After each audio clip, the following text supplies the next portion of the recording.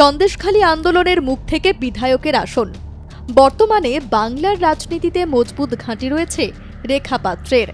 হিঙ্গলগঞ্জের বিধায়ক সেই রেখা পাত্রকে জামাই ষষ্ঠীর দিন দেখা গেল একেবারে অন্য মেজাজে।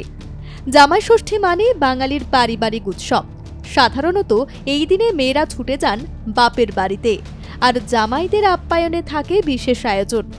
কিন্তু এবার সেই চেনা ছবির বাইরে গিয়ে এক অন্য বার্তা দিলেন হিঙ্গলগঞ্জের বিধায়ক রেখা পাত্র। একদিকে সমাজসেবার দায়িত্ব, অন্যদিকে পারিবারিক উৎসব, সবটাই নিজের মতো করে সামলালেন তিনি।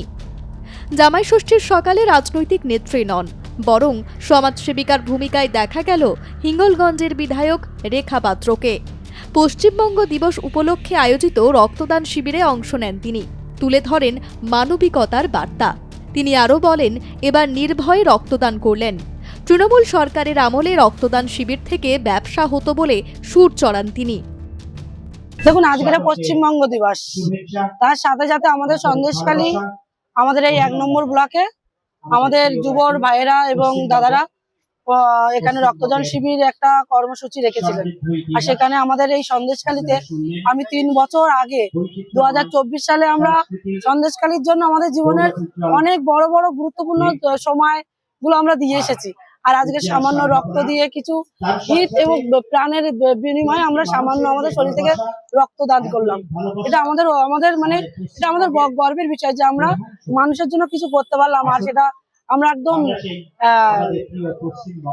নিশ্চিন্তায়, নির্ভয়ে, কেননা আমাদের ভেতরে সেই তৃণমূল সরকার নেই। যাদের রক্তদান শিবিরে এসে আমরা রক্ত দেওয়ার পরে সেই রক্তটা মানুষের জন্য নয়, ওনাদের ব্যবসার কাজে লাগতো, ওনাদের নিজেদের ব্যক্তিগত কাজে লাগতো। আমি খুশি যে আমরা রক্তদান করেছি, কোনো রাজনৈতিক হিসেবে নয়, রাজনৈতিক দলের হিসেবে নয়, আমি সাধারণ মানুষের জন্য রক্তদান করেছি। কি রে, তোর বেশ র্যাশ হয়েছে দেখছি। হ্যাঁ রে, কি করবো বলতো, র্যাশগুলো কিছুতেই কমছে না। অনেক কিছু ইউজ করলাম, তবুও কমছে না। আমার মনে হয় তোকে কোনো একজন ভালো ডার্মাটোলজিস্টের কাছে দেখানো উচিত। তুই ঠিক বলেছিস, কিন্তু কোনো ভালো ডার্মাটোলজিস্ট থাকলে একটু সাজেস্ট কর না প্লিজ। এই তোর তো একবার র্যাশ হয়েছিল না? তুই কোথায় দেখিয়েছিলিস? তুই একবার গৌরীদেবী হসপিটালসে দেখাতে পারিস, ওখানে ভালো এক্সপিরিয়েন্স ডার্মাটোলজিস্ট আছে। আমারও সেম প্রবলেম হয়েছিল, এখন ওখানে ট্রিটমেন্ট নিয়ে আমি এখন ঠিক আছি।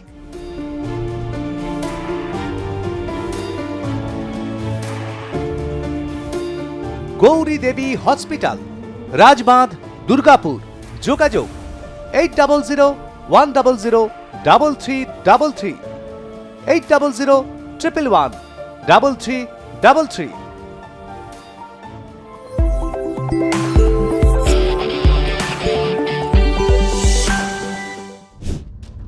বছরের এই বিশেষ দিনে সাধারণত মেয়েরা বাপের বাড়িতে যান, তবে এবছর সেই সুযোগ হয়নি বিধায়কের।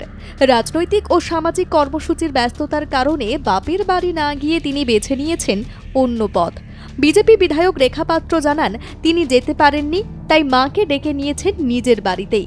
শুধু মাই নন, 3 বোনের পরিবার, আত্মীয় স্বজনও আমন্ত্রিত ছিলেন। খাবারের মেনুতে ছিল বাঙালিয়ানা ছোঁয়া। শনিবার দুপুরের ভোজে প্রাধান্য পেয়েছে নিরামিষ পদই। 5 রকমের ভাজা, ডাল, পনির, আম, কাঁঠাল সহ একাধিক ফল দিয়ে সাজানো হয় মধ্যাহ্ন ভোজের আয়োজন। বাপের বাড়ি যাব না, অলরেডি আমার মা চলে এসেছে। আমি যেখানে থাকছি সেখানে জামাই ষষ্ঠী করার জন্য, এবং আমার জামাই, আমার বড় বোনের জামাই, মানে আমাদের জামাই 4 বোনের একটা জামাই সবে, আমাদের জামাইও এসে বসে আছে। আমি গেলে জামাই ষষ্ঠী কমপ্লিট হবে। আমিও অপেক্ষায় আছি, আমি কখন গিয়ে পৌঁছাবো জামাইয়ের ঘরে। না, মা চলে এসেছে অলরেডি। আজকের বারে শনিবার, আজকের নিরামিষই 5 রকম ভাজি হবে, ডাল হবে, একটু পনির তরকারি হবে, আর দই, মিষ্টি, আম, কাঁঠাল। রাজনীতির ব্যস্ততার মাঝেও পারিবারিক বন্ধনকে গুরুত্ব দিতে ভোলেননি বিধায়ক। এক ছাদের নিচে পরিবারের সবাইকে নিয়ে আনন্দে মেতে ওঠেন তিনি। 2026 বিধানসভা নির্বাচনে 5421 ভোটে জয়লাভ করেন রেখা পাত্র। পশ্চিমবঙ্গবাসী তাকে লড়াকু মুখ হিসেবেই চেনেন।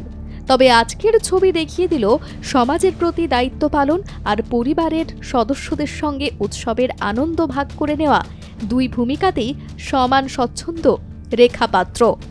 2024 সালে সন্দেশখালী আন্দোলনের অন্যতম প্রতিবাদী মুখ হিসেবে সামনে আসেন রেখা পাত্র। স্থানীয় মহিলাদের অভিযোগ ও আন্দোলনের বিষয়গুলি তুলে ধরেছিলেন তিনি। সেই বছর লোকসভা নির্বাচনে বসিরহাট কেন্দ্রে রেখা পাত্রকে মুখ করে ভারতীয় জনতা পার্টি, তবে জয় মেলেনি। 2026-এ ঘুরে দাঁড়ান এই লড়াকু নারী। ব্যুরো রিপোর্ট, আর+ নিউজ।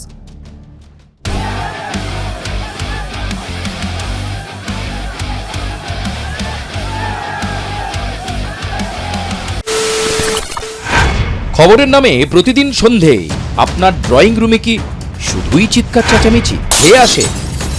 বিতর্কের নামে চলে গালাগালি আর কাদা ছোড়াছুড়ি। এবার সময় পরিবর্তনের, কারণ আমরা কান ফাটানো চিৎকারে বিশ্বাস করি না। আমরা বিশ্বাস করি খবরের সত্যতায়। আমরা কোনো পক্ষের হয়ে গলা ফাটাই না, আমরা সাধারণ মানুষের হয়ে প্রশ্ন তুলি। চিৎকার নয়, শুধু খবর হবে যেখানে বিতর্ক আছে কিন্তু কুৎসিত ঝগড়া নেই। সঠিক তথ্য, বিশ্বস্ত খবর। নজর রাখুন আর+ নিউজে।